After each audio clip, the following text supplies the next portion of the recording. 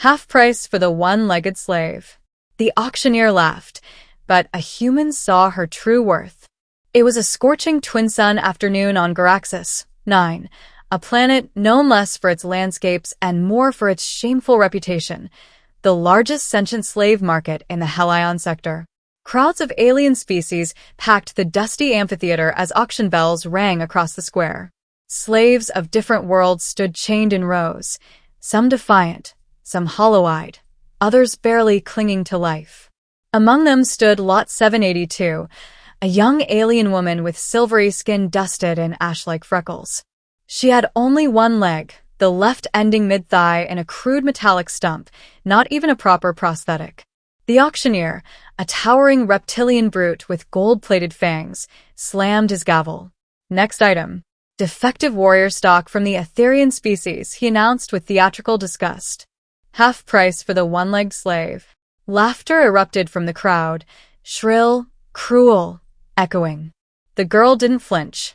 Her amber eyes stared forward with icy pride. She didn't bow, didn't tremble. That alone made her stand out. Watching from the back of the crowd was Commander Elias Mercer, a human soldier-turned-wanderer. He'd seen the horrors of war, but this kind of cruelty felt worse. Slavery was illegal in most human territories, but out here, beyond the regulated colonies, morality was optional. The auctioneer continued mockingly. She claimed she fought in the Etherian Vanguard, HA. Maybe she tripped over her own foot. More laughter. Elias clenched his jaw. The girl stared straight at the auctioneer. Not broken. Not defeated. Only angry. Elias stepped forward. How much? He called. The laughter hushed. The auctioneer smirked. For this, quality merchandise? Normally 50,000 credits, but I'll throw her away for 20. She's no good for mining or pleasure. Maybe you want a decorative lamp.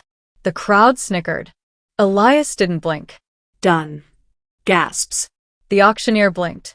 You're actually paying full? I'm paying what you asked. Whispers rippled. No one had expected it. Certainly not her. As guards moved to unchain her, she recoiled on instinct. Elias raised his hands peacefully. I'm not here to hurt you, he said softly. My name is Elias. She stared at him, suspicious but silent. He handed her a metal crutch he'd been carrying on instinct since he saw her. You'll walk out of here, not be carried. She hesitated, then snatched it and lifted herself. She walked, unsteady but proud. The auctioneer scoffed. Humans. Always fixing broken toys. Elias ignored him.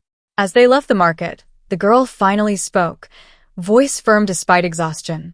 Why?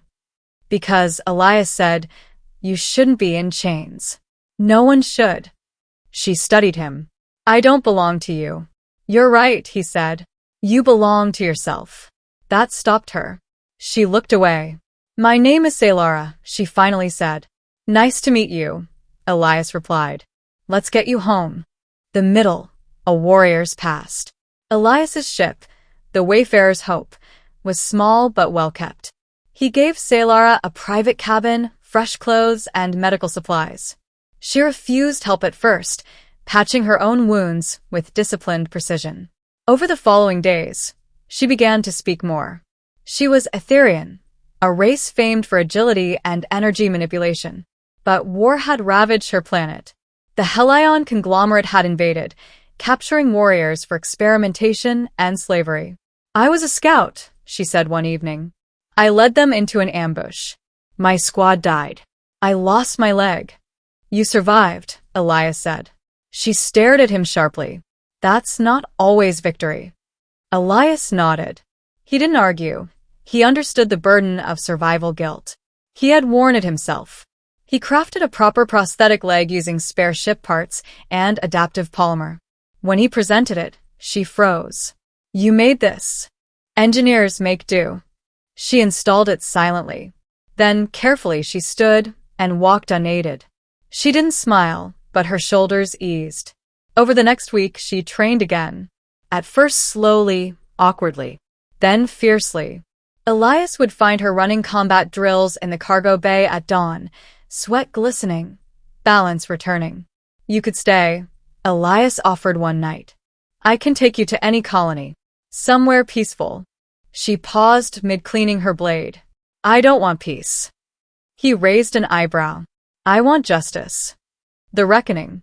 Saylara revealed something unexpected. The auction market kept digital records of all slaves processed. If they could hack the system, they could track every captured Etherian, potentially even free them. Elias considered the risk. Illegal. Dangerous. Exactly the kind of mission he'd sworn to avoid. But Saylara's burning resolve lit something in him. Let's do it, he said. They returned to Garaxis 9, not as victim and savior, but as warrior and ally. Under nightfall, Elias hacked the slave registry, while Saylara disabled security drones with precise energy strikes. The deeper they went, the uglier the truth became. Hundreds of Etherians sold to different systems, many listed as experimental stock. Saylara's fists trembled. They're dissecting us like animals. Elias put a steady hand on her shoulder. We'll get them back. An alarm suddenly blared. They were discovered. The auctioneer himself arrived with armed guards. He grinned sinisterly. You again? Come to return the defective model. Saylara stepped forward, blade drawn. Come closer, she hissed. The auctioneer reached for his blaster. Elias fired first, not to kill, but to shoot the weapon from his hand. Chaos erupted. Saylara moved with blazing precision, prosthetic leg driving her into fast, lethal strikes. She wasn't broken. She was reborn. Elias covered her flank with suppressive fire, knocking out guards but never killing. They weren't executioners, they were liberators. Within minutes, the square was theirs. The auctioneer groaned in the dirt. Saylara stood over him. For every life you sold, I should take yours. The auctioneer whimpered.